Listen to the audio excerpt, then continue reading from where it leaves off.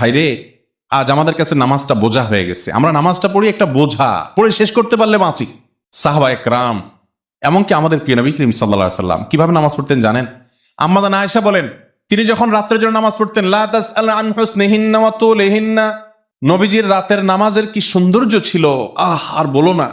যখন তিনি দাঁড়িয়ে কেরাত পড়তে থাকতেন, এত লম্বা সময় পড়তেন, আমরা মনে করতাম হায়রে রুকুতে আর যাবেন না মনে হয়। রুকুতে যাওয়ার পর সুবহান রাব্বিয়াল আযীম, আল্লাহর পবিত্রতা বর্ণনা করছেন, মালিকের সামনে নিবেদন করছেন তাসবিহ। এত বেশি ভালো লাগা কাজ করতো, নবীজি রুকু থেকে আর উঠতেন না। আমাদের আয়েশা বলেন, মনে হয়তো তিনি আর উঠবেন না, মাথা তুলবেন না। ভয় হতো যে হায়রে এত সময় ধরে তিনি রুকুতে আছেন, কষ্ট হয়ে যাচ্ছে, মাথাটা কেন তুলছেন না। এরপর যখন মাথা তুলতেন, এত সময় ধরে দাঁড়িয়ে আল্লাহর প্রশংসা করতেন, হামদান কাসীরান তাইয়িবান মুবারাকান ফি রব্বানা ওয়ালাকাল হামদ। এত সময় নিয়ে বলতেন, মনে হয় যে আর সেজদা যাবেন না। আবার সেজদা গেলে একই অবস্থা। সবচেয়ে মজার জায়গা সেজদা, আমার মালিককে আমি সেজদা করছি। এই সেজদার বিনিময়ে দুনিয়া এবং দুনিয়ার মধ্যে যা কিছু আছে সবকিছুর চাইতে উত্তম হবে, মালিকের সবচেয়ে নৈকট্য অর্জন হবে। আকরাবু মা ইয়াকুনুল আবদু মির রাব্বিহি ওয়া হুয়া সাজিদ, বান্দা আল্লাহর সবচেয়ে কাছে যেতে পারে যখন সে সেজদায় চলে যায়।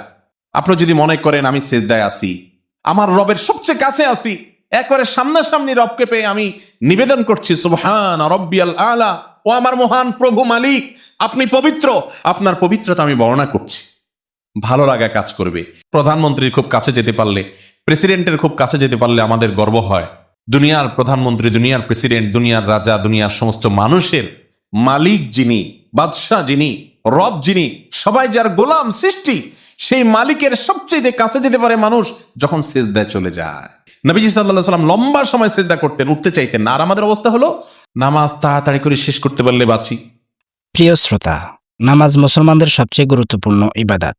কোনো ব্যক্তি ঈমান আনার পরেই তার উপর প্রথম ফরজ ইবাদাত হচ্ছে নামাজ। আর নামাজে সবচেয়ে গুরুত্বপূর্ণ হচ্ছে মনোযোগ। নামাজে কিভাবে মনোযোগ বৃদ্ধি করা যায়, ইসলামিক লাইফ অডিও চ্যানেলে উন্নত সাউন্ডে এখন এই সম্পর্কে শুনুন শায়খ আহমদুল্লাহ হুজুরের পরামর্শ। ইবাদতের স্বাদ নষ্ট হয়ে যায় চোখের জুনার কারণে।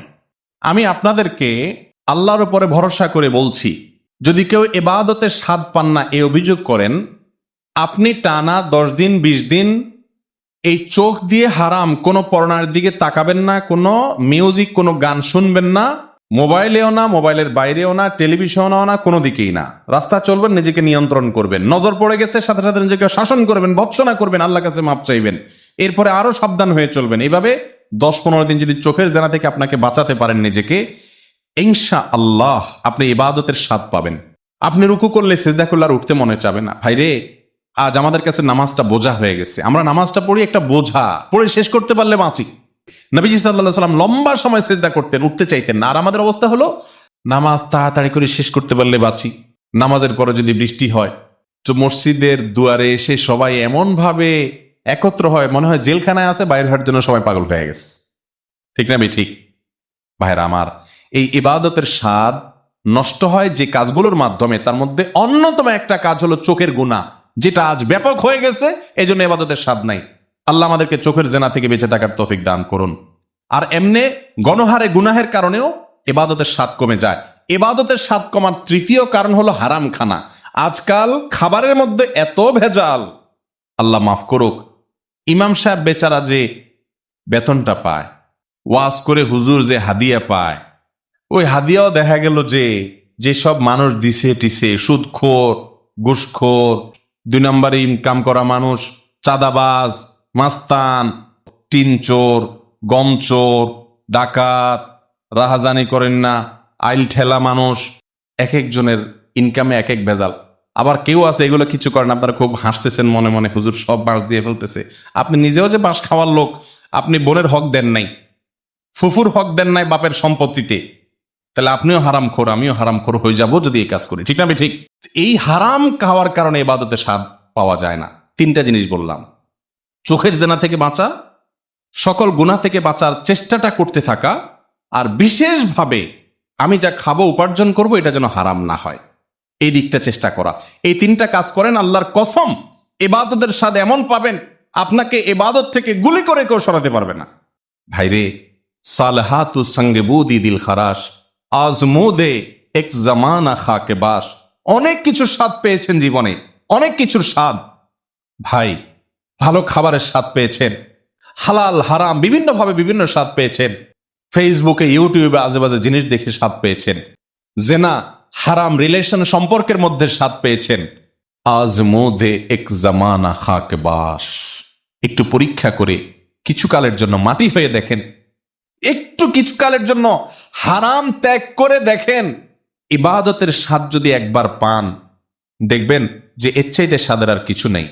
শাহ ওলিউল্লাহ মুহাদ্দিস দেহলভী রহিমাহুল্লাহ, তার ব্যাপারে একটি ঘটনা বর্ণিত আছে যে তিনি বলতেন, দিলে দারম জওয়াহের পারায় ইশকাস্তিতা হবিলশ কেদারত জের গরদোমি সে মিরে সামানে কেমানদারম। তিনি দিল্লি শাহী মসজিদের ওখানে দাঁড়িয়ে বলতেন, আল্লাহ এমন এক দিল দিয়েছেন আমাকে, এই অন্তরের চতুর্পাশ দিয়ে বড় বড় রাজা বাদশাদের রাজত্ব, এগুলো গুড়গুড় করে ঘুরতে থাকে কিন্তু ভেতরে ঢোকার চান্স পায় না। এর মানে বুঝছেন? মনে করেন একজন আপনার বাড়ির পাশে 2 নম্বর টাকা দিয়ে আঙ্গুল ফেলে কলা গাছ হয়ে গেছে, আছে না? না এরকম আপনার বাপেও খোঁচায়, মায়েও খোঁচায়, আপনার নিজের কাছেও খারাপ লাগে যে ইস, আমি কি করলাম। হ্যাঁ, আরেকজন হারাম রিলেশন করে 2টা-4টা সম্পর্ক করে ফেলছে, আপনার কোনো হারাম রিলেশন না, আপনি মনে করতেছেন হারে আমি দুনিয়ার এই ভোগ উপভোগ থেকে নিজেকে দূরে সরিয়ে রাখলাম। তো তিনি বলেছেন, আমার অন্তরে এগুলার লোভ, মোহ, পদ, টাকা পয়সা, অমুকে রাজনীতি করতে করতে বিশাল নেতা হয়ে গেছে, এখন তার দেখে কে আর পয়সা ক্ষমতা, কিন্তু আমি তো সেই জায়গায় পড়ে থাকলাম। মনের মধ্যে এগুলা ঢুকতে চেষ্টা করে, এগুলার বড়ত্ব মনের ভিতরে ঢুকলে তখন আস্তে আস্তে সেগুলো করতে মনে চায়। তো তিনি বলেছেন, এগুলো সব আমার মনের চতুর্পাশ দিয়ে ঢুকে কিন্তু ঢুকতে পারে না, কারণ কেদারত জের গরদোমি রেসামানে কামান ধারম। ও দুনিয়ার রাজা বাদশারা, ও মোগল সম্রাটেরা, আমি যে অন্তর রাখি, এই অন্তরে আল্লাহর ইবাদত করে যেই পরিমাণ নিজেকে ধনী মনে হয়, তোমাদের কাছে যত কিছু আছে এগুলো সব আমার কাছে তুচ্ছ মনে হয়, এগুলোর কোনো মূল্য আমার কাছে নাই, তোমরা এগুলোকে অনেক বড় কিছু মনে করতে পারো। মুসলমানের নজর হবে সেরকম, এগুলো কল্পকাহিনী মনে হবে।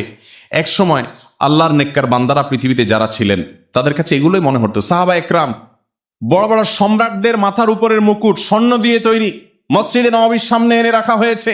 সাহাবা একরাম রিদওয়ানুল্লাহি তাআলা আলাইহিম আজমাইন ইবাদতের স্বাদ পাওয়ার আগে, ইসলাম গ্রহণ করার আগে, যারা একটু ওটের পানি পান করানোকে কেন্দ্র করে শতাব্দীকে শতাব্দী যুগ যুগ ধরে যুদ্ধ করে বেড়াতো, তুচ্ছ জিনিসের জন্য লড়াই করত, সেই মানুষগুলো ওই মুকুটকে, সম্রাটের সেই সোনা খচিত মুকুটকে পাও দিয়া উষ্ঠা মারে লাথি মারতে মারতে চলে যায়। এগুলো তাদের অন্তরে প্রবেশ করতে পারে না, এগুলো তাদেরকে কোনো অবস্থাতে দুর্বল করতে পারে না। ও ভাই, ইবাদতের স্বাদ যদি একবার পেয়ে যান, আল্লাহর কসম, পৃথিবীর সব কিছু আপনার কাছে তুচ্ছ হবে, সততা, নীতি আদর্শ আপনার কাছে বড় হবে। আল্লাহ আমাদেরকে ইবাদতের স্বাদ পাওয়ার তৌফিক দান করুন। তাহলে 3 কাজ করতে হবে: চোখের জেনা থেকে বাঁচতে হবে, সকল গুনাহ থেকে বাঁচার বিশেষ চেষ্টা থাকতে হবে, আর হারাম খানা থেকে বাঁচার চেষ্টা করতে হবে। আল্লাহ আমাদের তৌফিক দান করুন।